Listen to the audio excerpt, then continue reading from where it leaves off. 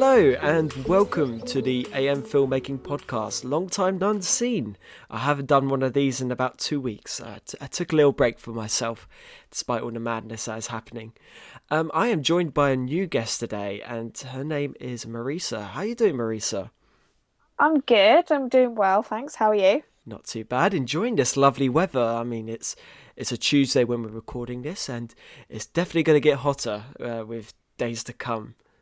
So Yeah, definitely. you know, I Should be nice though. I personally don't look forward to hot weather. I'm more of a winter boy. I do love like snow and that, and of course I ski as well. But I just summer it just causes my hay fever and it's horrible.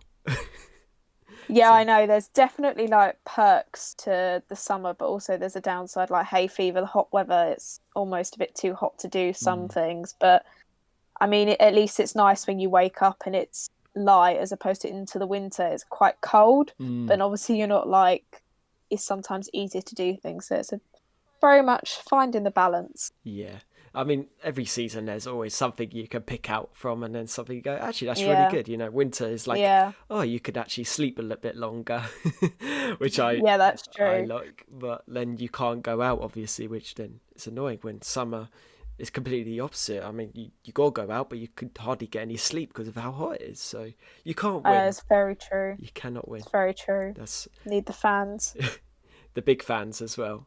Yeah, the big ones. I got big fans, I must say. The ones listening onto this podcast right now, of course. Um, so, Marisa, we're going to find out a little bit more for you because people will be like, "Who is this mystery person? I never heard her voice." So tell us a bit about yourself. What you do? What's your postcode? What's your bank account details? Nah, you don't need that, but go on. Oh, might slip that out. You never know. Yes, so I have just finished a media arts degree from St Mary's University in Twickenham. Um, so I'm just now kind of using the time off, like during lockdown and stuff, to kind of do my own thing, watch loads of movies, try and make the most of it, and obviously try and find a job, of course, which I'm Mm, kind of hoping to do like film area, but obviously it's or TV. It's very like obviously depends what's out there. So the situation is very difficult at the moment, so um, I'm kind of just using the time to make the most of it. But yeah, I'm really happy that I've obviously finished my degree now because it's given me that extra step to kind of go into doing something. hmm Yeah, and I've seen a lot of your work as well, especially with your little film company you've set up or little group. I say, isn't Mm. it Tricolour Productions, if I'm Yeah, right? yeah. So, Tricolour Pictures. So Pictures, me and that's my it. friends set up an Instagram page. So where we would post links and stuff of the films that we've made. And so far we've got two up there, and one of them I was a director for, and the other one I wasn't a part of because of I'd done a different module. Mm, But the one that I was a part of was about a girl who was in university and she was suffering from like depression and having to cope with her family. She'd lost her brother, so it was quite difficult. So um, I was quite excited to be a director for that because it's quite an emotional thing to do, and I really wanted to focus on the character. Um, so yeah, that was quite fun. But it's there's bits on our Instagram page if anybody wants to have a look. mm. It's called Tricolour Pictures. Yeah, I'll leave a link in the podcast so you can find it Thank in you. the description. That's one of the benefits of being on here, of course, getting your name out Yes, there. true. And it's the same for me. I'm trying to get my name out there, but I even what my girlfriend Natasha says, I got so many options open. I got water polo Mm. here, then all of a sudden I want to do a bit of football, and then I think especially at this age is you just got to try and like do all this and then narrow it down to that one thing you want to find and do. Um, Yeah, I definitely agree. I think mm, it's so hard, I think, because we're both really young as well, and there's so many people out there who've got so much, been doing it for years and so much more experience. And you get these kind of questions when you meet people. They go, "What do you want to do?" Like, specifically, what do you want to do? And there's an element of like you've got to kind of try different things out to know what you want to do. You're never mm, really going to know unless you give it a go. So it's always good to keep your options open, I agree, because you might end up enjoying something that you didn't think you would in the end. Mm. Or you have an idea set and going, yeah, I really want to do that, and you try it and go, actually, I don't want to do that. So I think it's a really good idea to keep your options open always. I always say that to people. I mean, even to myself, especially like for me when starting these podcasts, I was like to myself, is it really worth my time? Is it really worth the effort? And then lockdown came along and I went, fuck it, let's give it a go. I've got nothing else to do. Yeah. Yeah. And I'm really enjoying these. This is why I'm still doing it, even though I take a break here and there. And like pure honestly, there's probably when I go back to work, which I don't know when, because swimming pools are definitely not open, as the news has just come out. Yeah, I heard. That's another whole situation that I'm probably in. But like, I'm just going to continue doing these. And like, even though I'm balancing, extra on the side where I've got, I do Zoom calls with the water polo squad. That's good. Yeah, it's both for tactics and the like fitness session. So we do a fitness session on a Saturday, which nice. they all enjoy. And it is a lot of work to kind of do during lockdown when, you could get others who just think, no, I'm not going to do much. But I personally myself have just been busy during these times.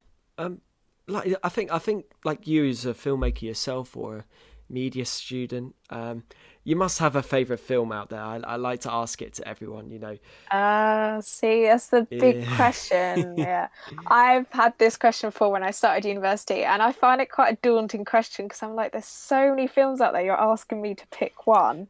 I think at the moment, I think it kind of changes, obviously, because you watch more films. But at the moment, I've watched a lot of like older films, like Al Pacino films and Robert De Niro films over lockdown in the last like few weeks, especially since I finished uni.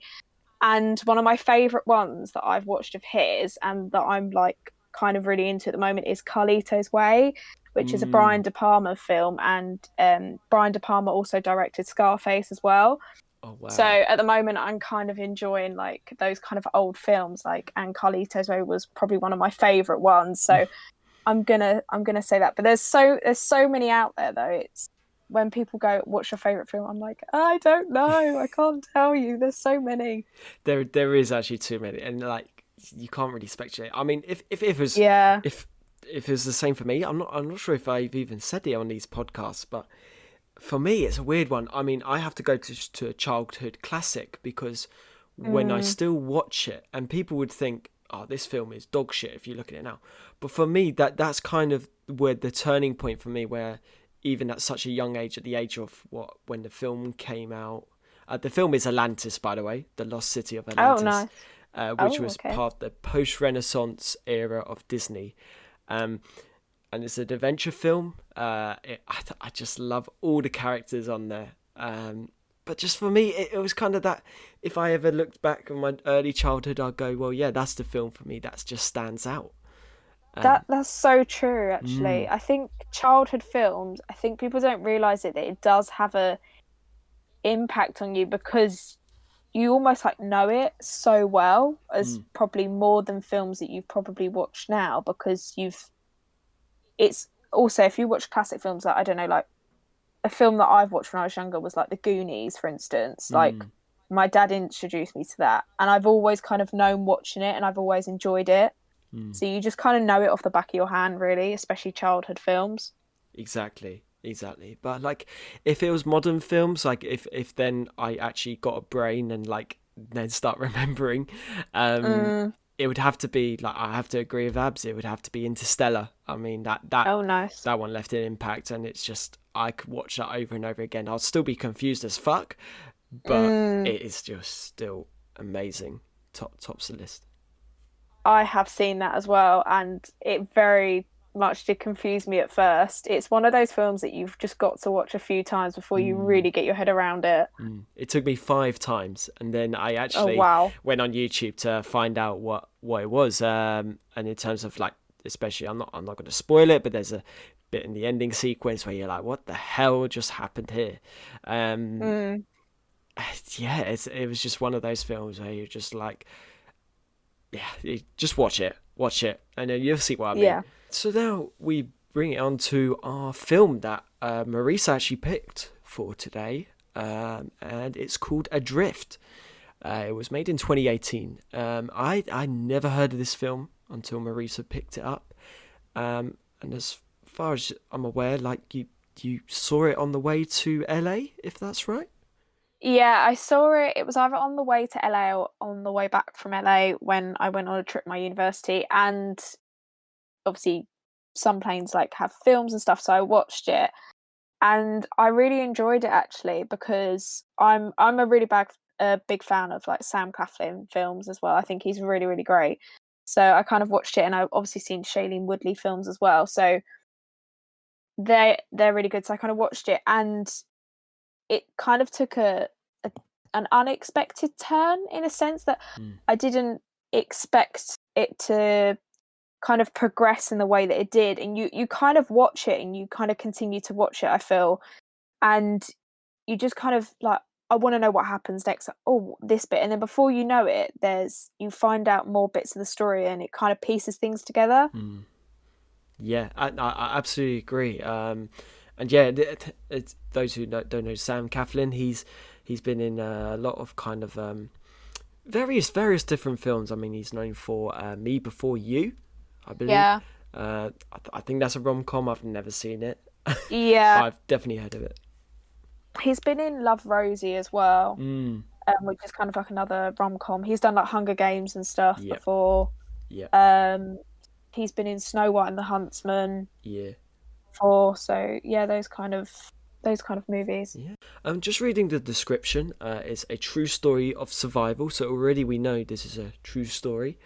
As a young couple's chance encounter leads them first to love, and then the adventure of a lifetime as they face one of the most catastrophic hurricanes in recorded history. And as far as research shows, which I didn't even do too much to this, I believe it was a hurricane in 1983 called Hurricane Raymond, which I've heard of that hurricane, and it was apparently devastating, not just out in sea, but it was definitely to the land around it on the east coast, if I'm right, of America. I'm not sure, but it was massive, as it's seen in the movie. Is directed by I'm going to get this name wrong, Baltasar Komaka. I don't even know how you. It's a good attempt. Yeah, I don't know. It's got an A with an asterisk on the top. It's weird. He's done a lot of kind of survival movies. He's done The Sea, and the film we were actually going to review, but it didn't get picked, is Everest. And he's also done Two Guns. So he's done a lot of let's say more to real life kind of films, I must say. Yeah, he's done The Deep as well. So those kind of survival, kind of out there movies in really like where weather and culture and your surroundings have a massive impact on you. And it tends to be a lot in these survival movies where the main antagonist is nature itself. True. Which very true. Plays a massive role. It was written by Aaron Kandel, and I think they're both brothers, Jordan Kandel, who both actually did the screenplay to Moana, which is one of my favourite Disney movies of all time, which I just love Dwayne Johnson as Maui. Like, I can't get enough of him. And of course, because it's a true story, it's based on the book by Tammy Ashcraft. It was also based on another book as well. So it was adapted. Another book was adapted by Tammy Ashcraft's book. I can't remember who wrote it, but there's one with Red Sky in Morning, the true story of love, loss, and survival at sea. Yeah, just got it here. So you could either get a paperback version or the audio book on Amazon. Quite interesting. And as I say, for her as well, because Tammy was the person in real life who was on that boat. You know, Shailene Woodley plays her her character, the person that was on that boat at the time. So to be able to write a book, and I believe she wrote it not a massively amount of years after, but fairly soon, and to write that, considering how fresh it was, it's got to be quite hard. And I heard that she did actually suffer some mild brain damage from the incident, and it meant, obviously, for her to write that book was obviously really difficult, so she had to kind of practice reading again. So it just goes to show the impact that it had, actual Hurricane Raymond back in '83 had on her. And to be able to write a book on it, it must be like mentally, emotionally, and physically draining, especially if you've lost someone as well. So, I mean, there's a massive credit to her for writing that, really. And of course, obviously, if the book hadn't been written, we wouldn't have this movie, and the story wouldn't have been out there as much as well. Because obviously, there's the book as well, but the movie helps to kind of push that even further and tell the story. And I was really surprised about that, because obviously this is not one of these stories was not as popular as we reviewed a couple of weeks ago, 127 Hours, where it's about his arm again chopped off out of a rock. But this one, it was kind of like it's shown in the film where it's not really, she just survived on the boat, but like people don't know that she might just accidentally got shipwrecked. But it wasn't on the news, it wasn't as like famous as the incident with the rock in the hand, which he also wrote a book, Between a Rock and a Hard Place, which was brilliant. Yeah. You also got cinematography by Robert Richardson. He's done lots, I believe. Yeah, he's done the likes of Inglourious Bastards, Once Upon a Time in Hollywood. They're both Tarantino. He's Shutter Island, which I believe is Scorsese. He's done Kill Bill. He's done Kill Bill. Yeah, he's Kill Bill. Yeah, he's done World War Z, and those are massively like action-packed films. Like almost, but I feel like it's different to Adrift. Is a totally different storyline. So you can kind of see the difference in almost what he's done. There's probably other films that he's done that are probably similar to Adrift, but the ones that stood out to me when I looked at Robert Richardson was obviously Inglourious Bastards, Once Upon a Time in Hollywood. So when I kind of saw him do that, and then he done Adrift, it's quite interesting. So they're different storylines, but this Adrift really focuses on character as well. It really does.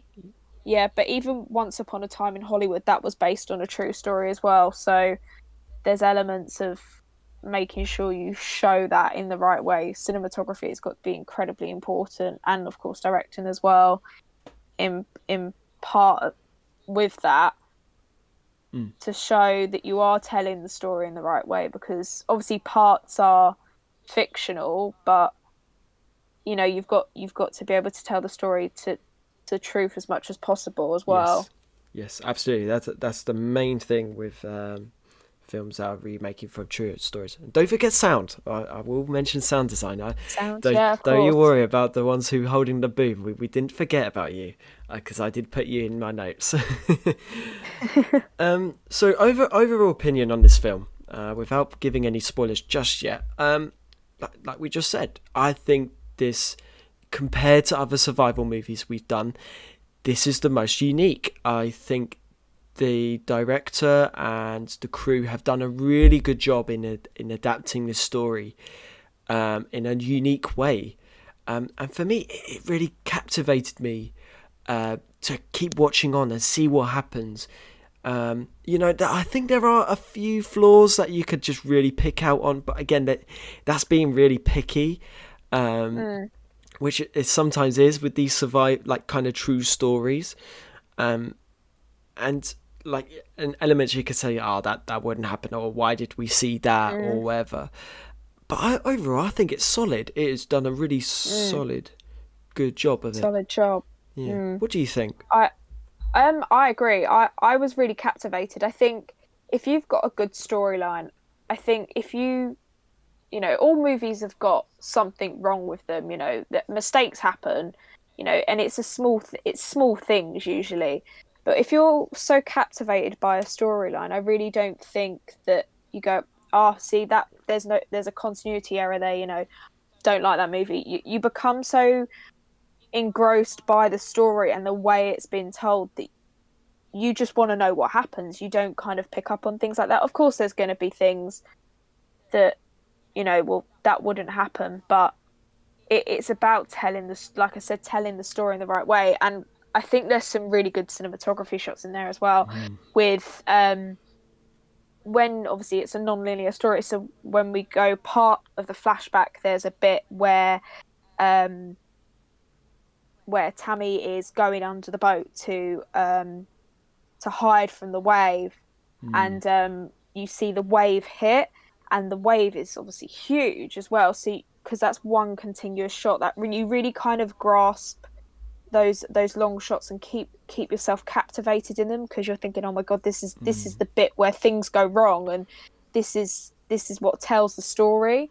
So I was really like impressed by some of that stuff, and the cinematography, even some of the shots were beautiful. Like you've got sunsets, and I love, like, me personally, I love things like that. Like there's something really calm about that, and especially on boats as well and sea, like I really like that kind of stuff. So like cinematography was a massive, you know, positive for me. I really, really liked it. The colors were just beautiful. The whole style. It was done superbly.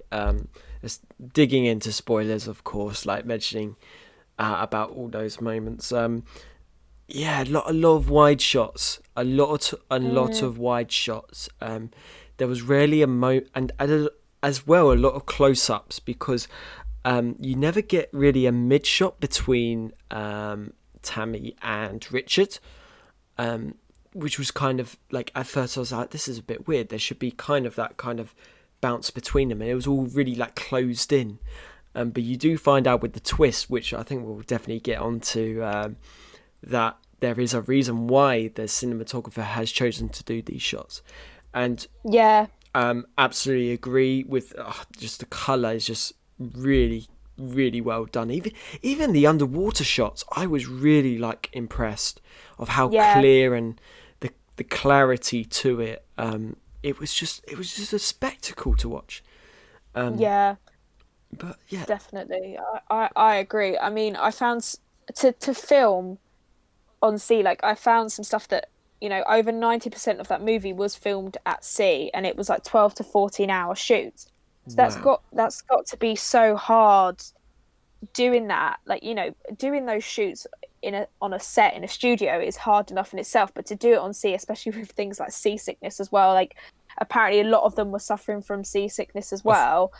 And you know, that's got to be quite draining. And obviously I think the actors especially care about the characters that they're playing, especially when you're telling a true story as well. So I think when you kind of think about it and think about the whole shoot and the whole time they must have been a really, really long schedule, but you can tell people have put their heart in it. And even the director as well, I found out that his style is to do that, is to put the characters and the story in real time, in real place, because he said that when he's done things like the deep, he's done it in the icy North Atlantic waters off of like Iceland, and for Mount Everest as well, when he was doing the film Everest as well. So he really likes to put his characters and his actors surrounded by the environment that it would have been as well. And I think that's so important, because there's only so much you can do on studios and sets. And obviously we're really thankful that things like water tanks exist as well, because obviously that helps so much. But when I was shocked when I found out the majority of it was actually done on sea, and I'm like, oh my god, that's got to be incredibly difficult. It looked really difficult. And even the main actress herself, who played Tammy, Shailene Woodley. I'm sorry, Shailene Woodley. Shailene, I think, yeah. Come on, I'm bad with names, but she actually had to. I just got up. Her fact is, she actually had to learn to sail for this film. Like, she had nothing. Oh, wow. She even said, "I knew nothing about sailing beforehand. I don't even know if I choose to go out on a sailing boat alone. But if I could, but if I had to, I could, which is just amazing just for this film, because when you watch this character be played by it, it's believable. I didn't think she didn't have a inkling of, like, there wasn't a moment where I questioned, where I was like, she wouldn't do that or whatever. But like I just believed it, because obviously she learned everything from Richard herself, which is amazing. And yeah, like, credit to her. But one moment I really loved, and this is the reason why it really hooked me into this story, is the beginning sequence. This is why it's so unique. It's because we're just thrown straight into this boat that's just all of a sudden capsized, or like near to the brink of sinking. She's all on her own, and she's trying to find her partner. Like, that was all, like, I think it counted about 3 or 4 shots altogether. And it was all like done in like 5 minutes. Really long scene, and it was really scary. And for me, I was just like, you've got me hooked. You've got my money. Let's see where this is going. And I thought that whole bit, for me, that is one of the best beginnings. If you want to say this is a survival movie, you do it like that. You show why this is a survival movie. You don't put any bullshit in between of, getting to know the characters right from the beginning. No, you throw a character straight from the beginning in this like kind of destructive area where, like, she could die any second from the beginning of the film. Then you've got me hooked. Then I'm like, yes, I want to find out about that character. I want to find out why she is there. And that's why I love this so much. It's just that beginning scene sums it up for me, Yeah. It's almost like a goal or a focus, because you see that scene and you go, how did they get there? Why are they there? What's going to happen? Are they going to survive? Are they not? Etc. And that's the bit. If you haven't got a captivated audience within the first 10-15 minutes of the film, you're just gonna lose interest. And it's the characters that keep you going. Obviously, it's a story, but it's the characters as well, and it's non-linear. So you'll flash back and flash forward, and I think I really, really like that, and especially in this film, because it gives you that build up, that gives you that lead up. And you go, this is the moment we've been waiting for. What actually happened before they got on that boat, and how did they meet as well? And it's really, really nice, because obviously it is a survival story, but it's quite nice to see the relationship between Tammy and Richard, and because it is based on a true story, you relate to it more. I feel like you have more sympathy for the characters. I feel like you're more invested in a way, because you go, actually, this is a true story. I want to know whether it has a happy ending or a sad ending. And I feel like, for me personally, that's something that, because it's based on a true story, there's almost like this film could make me cry by the end of it, but I have to watch it because I need to know what happens. And yeah, for me, it was just a big shock factor. I think we should, we've been teasing the audience for 30 minutes. It's something you want to talk about. I want to talk about it. The twist at the end. Big shocker. So massive spoiler alert if you haven't got the hint already. Throughout this movie, Richard is dead.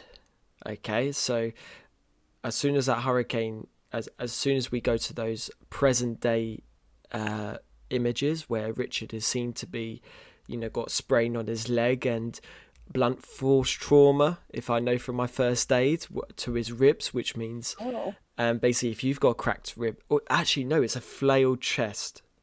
It's flailed chest mixed with blunt force trauma, because it's going blue and there's internal bleeding, and then the rib cage, every time he's breathing, is collapsing on himself. So he's got all those problems. And yeah, he's dead. They hinted it when the hurricane scene came. So we're like, okay, we're going to watch it. How is Richard going to be getting out of this? The truth is, he didn't. He got knocked out at sea, and that was it. He was brain dead and drowned. And yeah, the shock is when you go back to those scenes of where Tammy is going to go and rescue him, then treating him. They play the similar scenes again where he's not there. For me, that really hurt because it's just one of those kind of like, holy shit, has she gone like mentally insane? Like, you feel for like her, especially. It was hard. It was a hard thing to watch. That's for me. Yeah, no, I think it was I did kind of watch the film and I carried on believing it, going, oh my God, he really has survived. I did sit there and go, I don't know how he's managed to survive that, but he has. And I really like the fact that they done the flashback scenes of some of them together on the boat, and then it was her on her own, and how she hallucinated him. And there is a kind of like a tip to it at the beginning when Richard talks about sometimes on sea you do get hallucinations. This was right towards the beginning of the film when Richard and Tammy first met, and he's explaining to her what it's like to be on, be at sea. So it's kind of like that hint there, but it's so small that you kind of just bypass it, going, oh, it's a comment. And then when you watch it, I felt so sorry for her, and it makes you realize how strong she is as well to have gone like that. And the bit that kind of broke me was the bit when she was like, I have to let you go now. She knew she was hallucinating him. And I think the first time I watched it, and I was like, she kind of convinced herself he was alive. But then when I watched it the second time, I was like, okay, no, she did know that he was dead. She just had to keep herself going, to make her feel like she had something to work for, something to work towards as well. And that's incredibly strong to be able to do that. And it was something like 41 days adrift. I mean, imagine doing that all on your own. Yeah. And hallucinating, obviously, lack of food, lack of water. Incredibly brave. Yeah, it must have been so difficult for the real Tammy to have gone through that. And I thought they did a really good job. I mean, you could argue maybe it was a little bit kind of... I don't know what it was. Because you're just in your back of your mind, like, I know it all makes sense, but it's just like, out of all the places, why is he still holding on to the boat, at that point? Or... Yeah. Why is he still alive when he's living on like peanut butter or whatever it was? Yeah. he should have been dead long ago. But then it plays out at the end. I mean, that's one argument you could say. I was just going to say, I did think that. I did go, oh, well, bloody hell, he survived all that massive wave and he somehow managed to be passed out and hold on to this boat somehow. 41 days adrift. I mean, with an injury.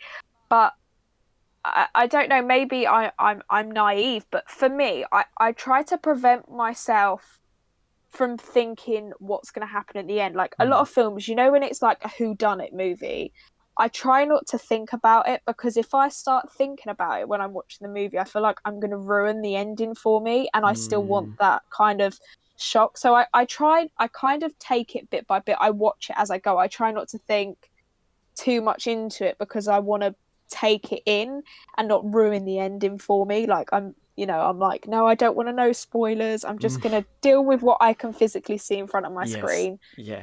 And then deal with the ending. But you can kind of you can see it. It's not like a massive shock that you didn't expect it, but it's still one of those things that you kind of go, oh my God, that's still sad. And I think that does come down to directing and cinematography, really, that you still kind of feel an element of sadness and shock, and you go, oh wow. And it's the bits where they done the flashback scenes of where he would have supposedly been there. He's not actually there any longer. And that kind of hits hard, really. Yeah, that was a good bit. But I just felt throughout the movie, when you do see him and he's kind of doing all these talks and he's laying there and all that, you just kind of think, but with all these thoughts running in the back of your mind, then it's kind of being a little bit of a distraction, because you're trying to see what she's going to do next, but instead she's having a argument with him when he's not actually there. It posed as a distraction rather than a benefit. But then again, Yeah. See, this is why I'm a bit 50-50. It worked, but then it didn't quite work to how it was meant to be. That's just my overall opinion on that. Yeah, I do think you kind of go, did she actually have those conversations to herself, or what was she then doing the whole time? Did she imagine that happening, or did it actually happen and she was actually spoke those words? You do kind of wonder, okay, what was she doing that whole time? If she had been imagining him there, But she had what been was she actually doing? she had been plotting a path to get to Hawaii because it was key Yeah. for her to get there. That was the key moment. She couldn't miss that course to Hawaii, otherwise she would be dead along with him. But I must say, like, here we go, sound designers, get ready. I love the sound. Really well done. The Yeah. really nice effects that pose that realism. I mean, I'd go back to that beginning where, you had a really kind of surreal environment, almost like it's like a war zone environment. You could hear the water, waves splashing against the side, thinking anything could like cave in on itself at the moment. And I think one scene was when she was kind of looking around, then she realised she was proper like isolated. She screams, and then the music just cut. The sound cuts into a wide shot, and it's just nothing. That is like pinpoint great sound design. You've done it well. Yeah. Because you hook someone in, Yeah. and you go, yeah, this is the sound. This is the sound. Oh, right, take it away. You still hooked me. You still hooked me into this story. It's all very reflective of the story, and that's what's got to be done. It's everything. It's all the designing, it's the creativity, it's the content that you do behind in pre-production and stuff, and during filming as well, that is reflective of the story. Like you said, the screaming, and all of a sudden there's nothing, and just the sound of the ocean as well. Oh yeah. There's just this element of just loneliness. Yeah. And you're kind of waiting. It's an element of when you hear that, all it is just waiting. That's what you feel.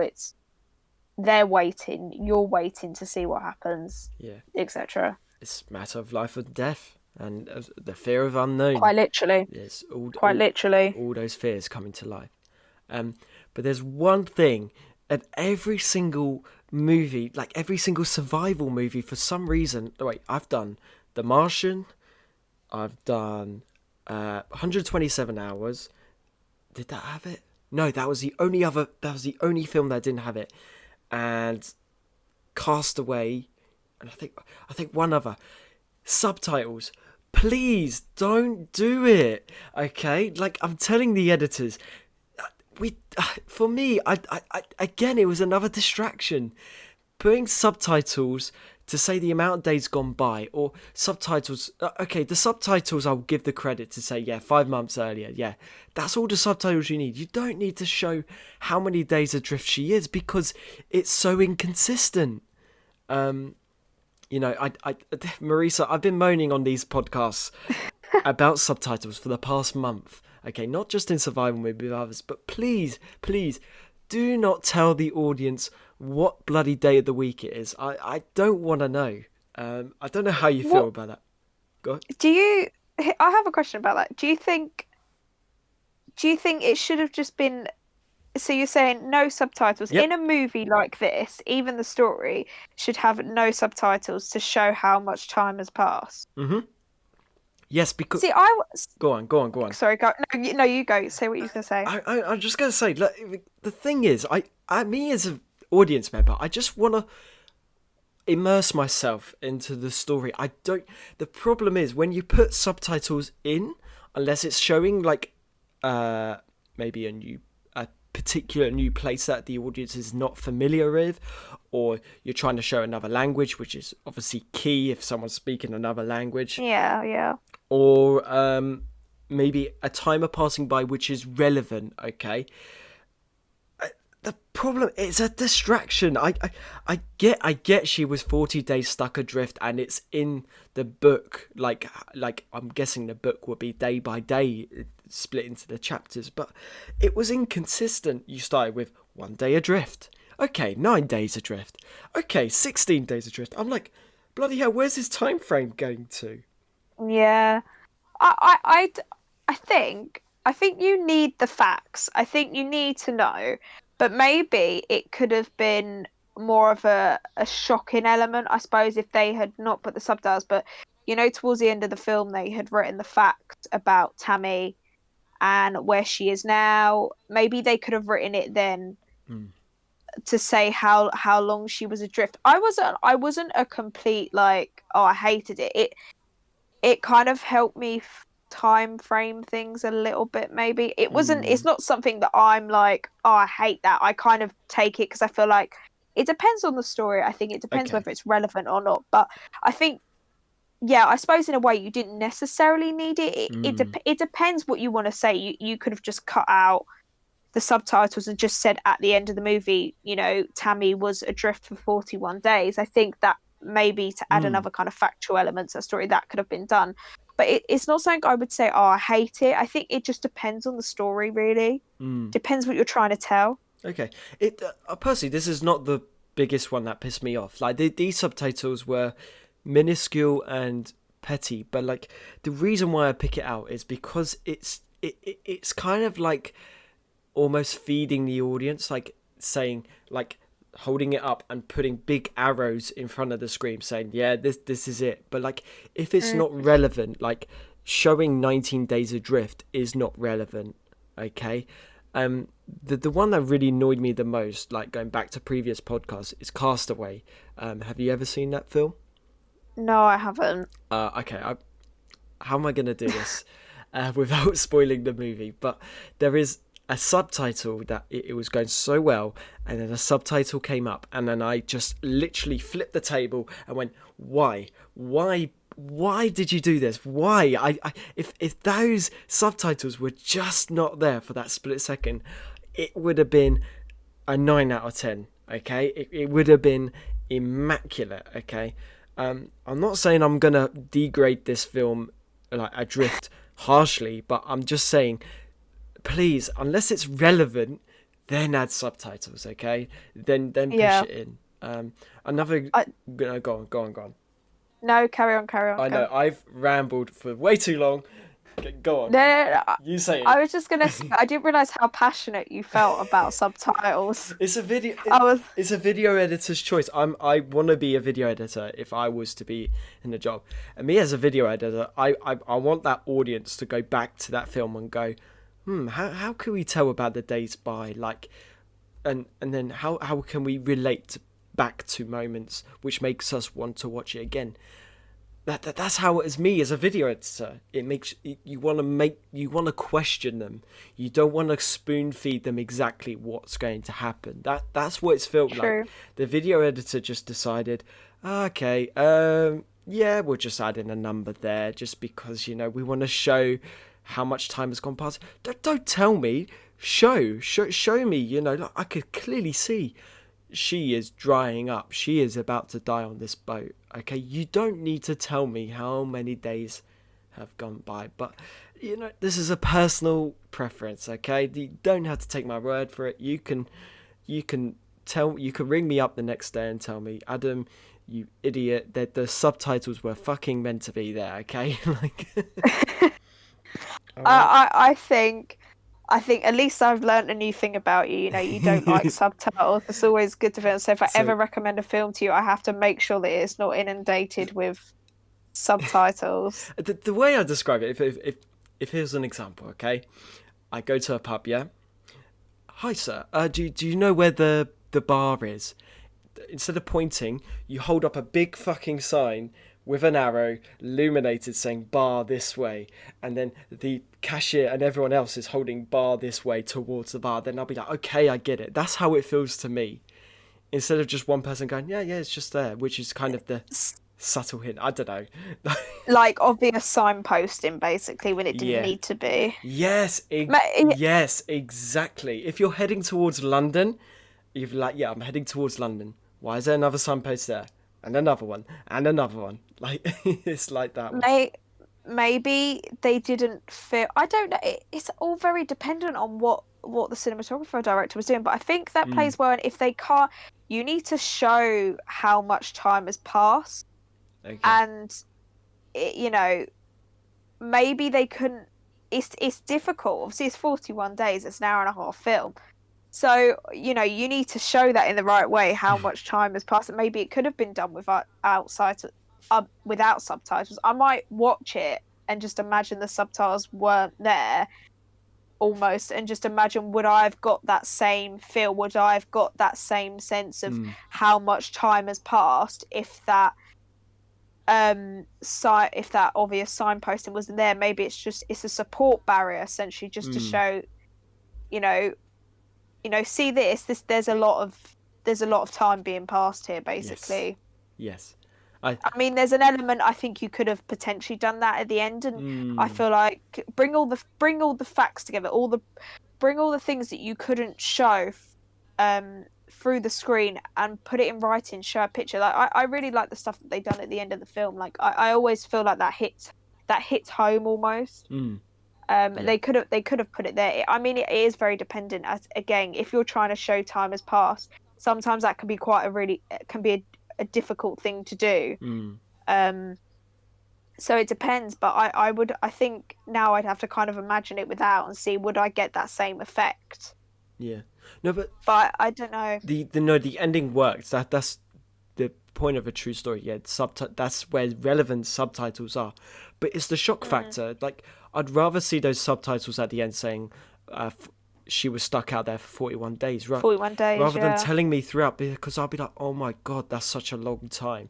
But instead, I'm just looked at them and go, yeah, you expected that, you know. But the other subtitles were effective, and showing the real life person was brilliant to do. A nice tribute for her to then see this film come to life. Yeah, it must have been hard. I mean, I've watched a couple of interviews of her, and someone said, was it, you know, what was it like to kind of do that? Because it's difficult for Tammy. That must be mentally difficult, and you're bringing a traumatic memory to life.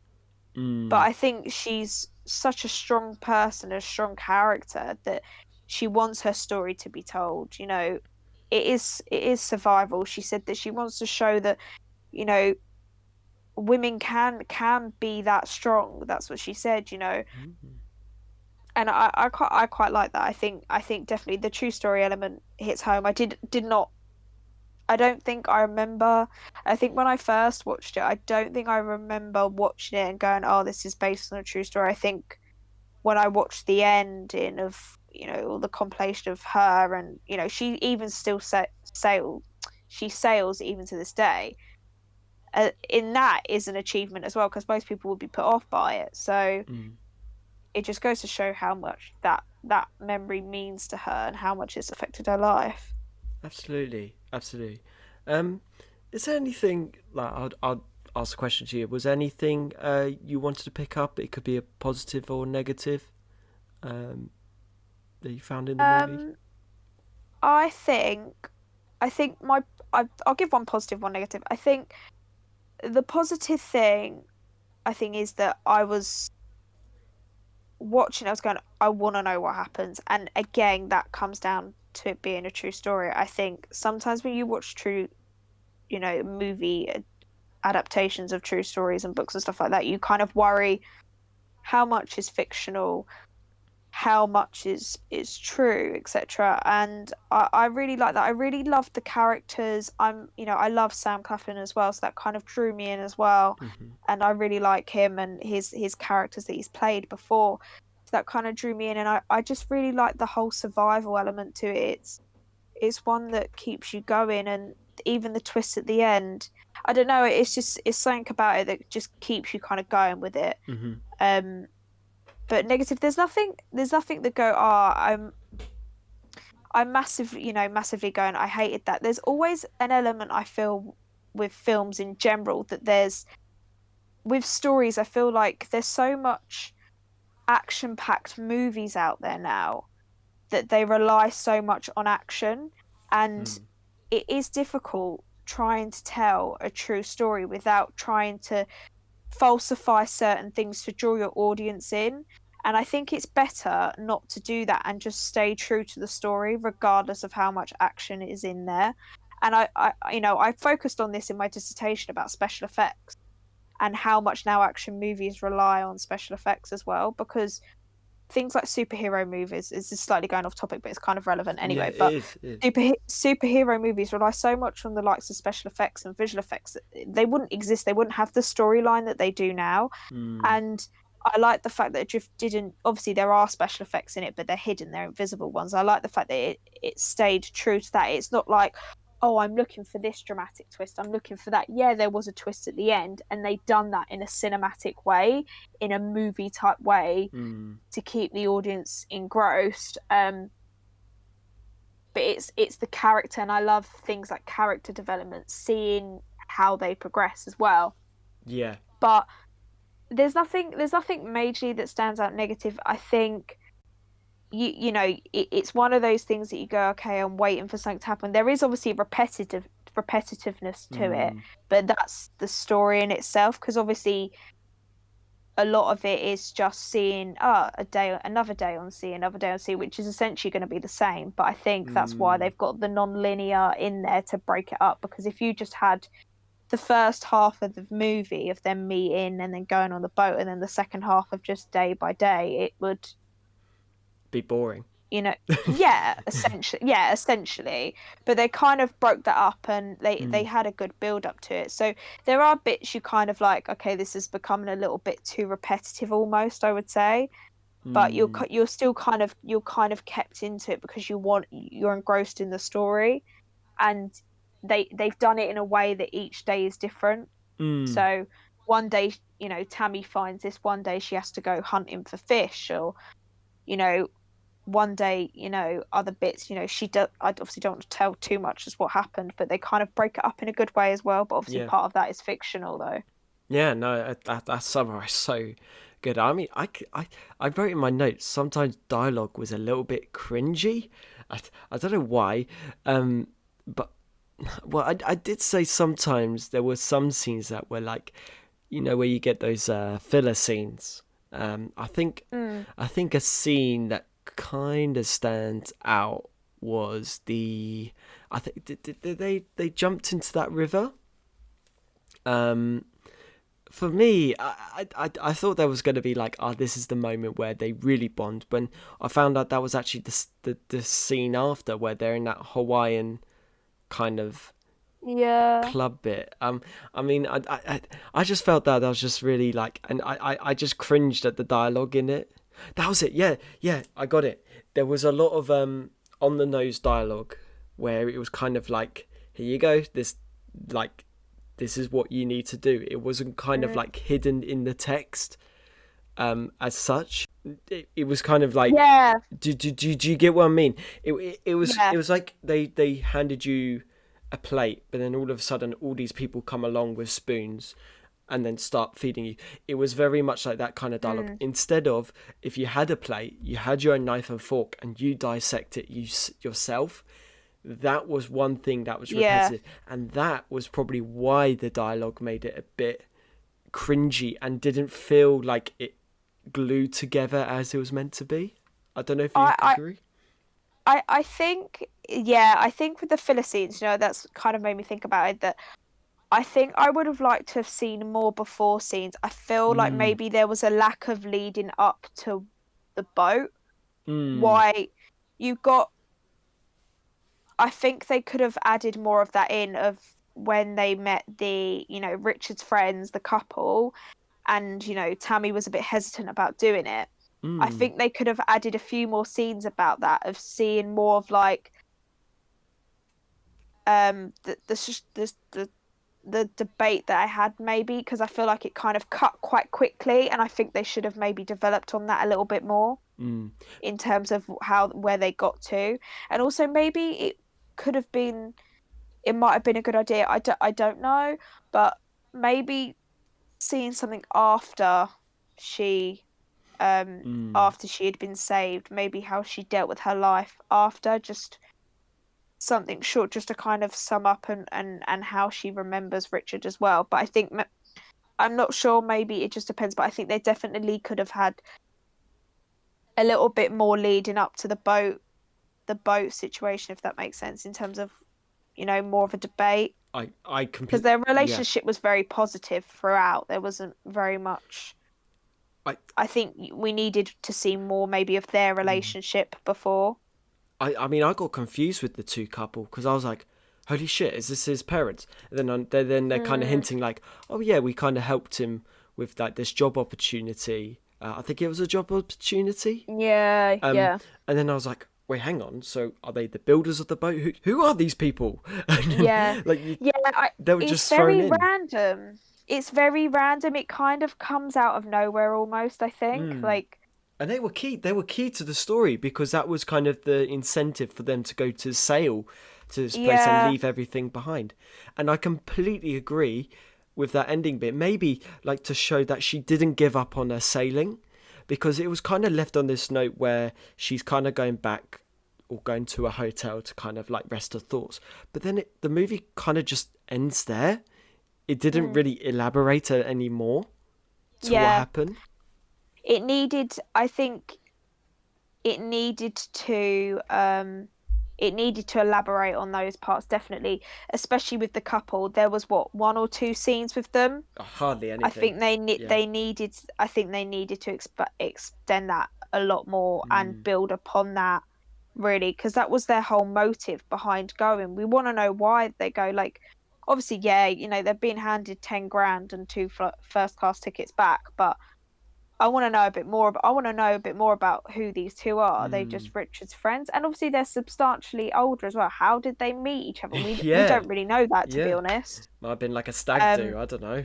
For their stag do. yeah, I, yeah, yeah. exactly. That maybe they could. I think they maybe could have developed on that. I do quite like the non-linear style, though. I did Mm. kind of like that, but just developing on that bit before. And I think there's one scene where Richard and Tammy are sitting by the edge of the water, and Tammy's kind of expressing her concerns about going back to San Diego because obviously she doesn't want to go home and stuff. And I think that we needed to see a little bit more of that, maybe.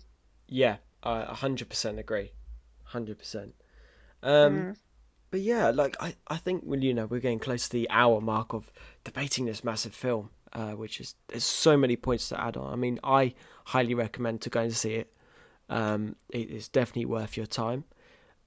Which then brings us swiftly to our ratings and little conclusion. So Marisa, since this is your film that you picked, out of 10, what would you rate this film, and why would you rate it to that I number? would give it a 7, 7.5, something like that. Hmm. 7. Um, I think overall, I think it's a really good story. I liked it. I was engrossed in the characters. I wanted to know what happened. The whole cinematography of it. Um, it's good. It's a good story. It's a real story. It's not false. It's not fake. It's not out there to kind of grab you for the action. It's there. The only thing I would say is I think maybe what we discussed really is just need. I think we needed to kind of needed more about their relationship. Really, I think maybe that was the thing that was lacking to it.